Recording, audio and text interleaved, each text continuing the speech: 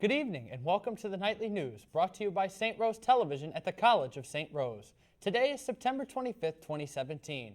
I'm David Meister. And I'm Leanne DeMartino. Let's get into tonight's news. Tonight we will be talking about upcoming events and new opportunities on campus. The Student Events Board is hosting a game called the Newlyweds. The game is based off of the Newlywed Game, and students are encouraged to come with a friend or roommate to compete to see how much you know about each other. The team that has the most points will win the grand prize. The game starts tomorrow at 7:30 in Midnight Eats. General meetings for the Student Events Board are Monday evenings at 7:30, also in Midnight Eats. The St. Rose Democrats are sponsoring a fundraiser with 15 other clubs and organizations. They hope to raise money for hurricane relief efforts in Texas, Louisiana, Florida, and abroad. The event is being held from 11 a.m. to 6 p.m. on Friday on the campus green. Student clubs will be having raffles and bake sales as well as hosting games and activities on the quad. The games include can jam, kickball, cornhole, soccer, dance lessons, and much more. For more information, contact the St. Rose Democrats. The annual pep rally called Midnight Madness has been canceled. Director of Athletics and Recreation Kathy Haker says that the athletic department is no longer sponsoring the event because it does not adequately feature the basketball teams. The coach of the women's basketball team, Karen Haig, said that the event was canceled due to safety concerns. For now, there is no replacement event being planned.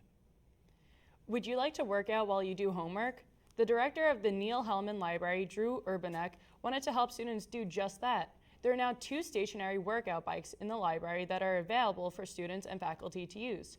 The bikes even have movable desks to adjust to your preference. Stop by the library to check them out. St. Rose is taking a step towards higher quality with new food options. York Street products are now available in Camelot and other dining locations on campus. The new food includes prepackaged sandwiches, different kinds of salads, as well as crab, salmon, and spicy tuna sushi. Now let's go to SRTV's meteorologist to tell us what to expect for weather tomorrow and throughout the week. It's our first full week of summer. It's fantastic, stupendous, and hot as hell. That's okay. On Monday, we're going to be starting off with a high of 92, I'm over here, and a low of 65. Then on Tuesday, it's going to be about partly cloudy with a high of 88 and a low of 64. I'm not going to need this, folks. On Wednesday, it's going to be partly cloudy again with a high of 87 and a low of 57. Then Thursday, the weather decides to chill a bit with a high of 72 and a low of 47. Then Friday, finally this drought's over with some rain in the PM with a high of 68 and a low of 47. That's it for this week. Stay cool, I guess. Back. Thank you very much, Ted. Let's get into this week in sports. In women's soccer, the Golden Knights were looking to remain undefeated last Tuesday against the Assumption Greyhounds. They won a thriller in double overtime, 3-2. The winner in overtime was scored by sophomore Nina Pradanik. The game was pretty even throughout, with St. Rose taking a 2-1 lead into the half, thanks to goals by sophomores Caitlin DeBagian and Carmen Carter. Then Assumption tied it up in the second half, and later was the win in double overtime by St. Rose.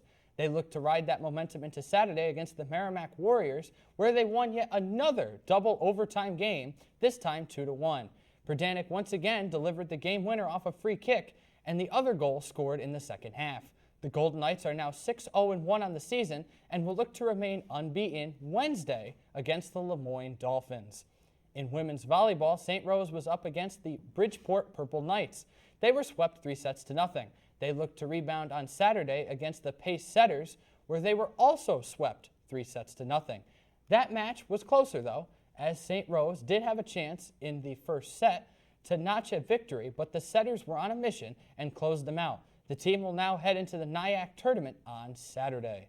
In men's soccer, the Golden Knights were up against the Franklin Pierce Ravens last Wednesday. They lost 3-1. The lone goal was scored by senior Suleiman Haruna Iya. They looked to come back from that loss on Saturday against the Bentley Falcons and were victorious 1-0 in double overtime.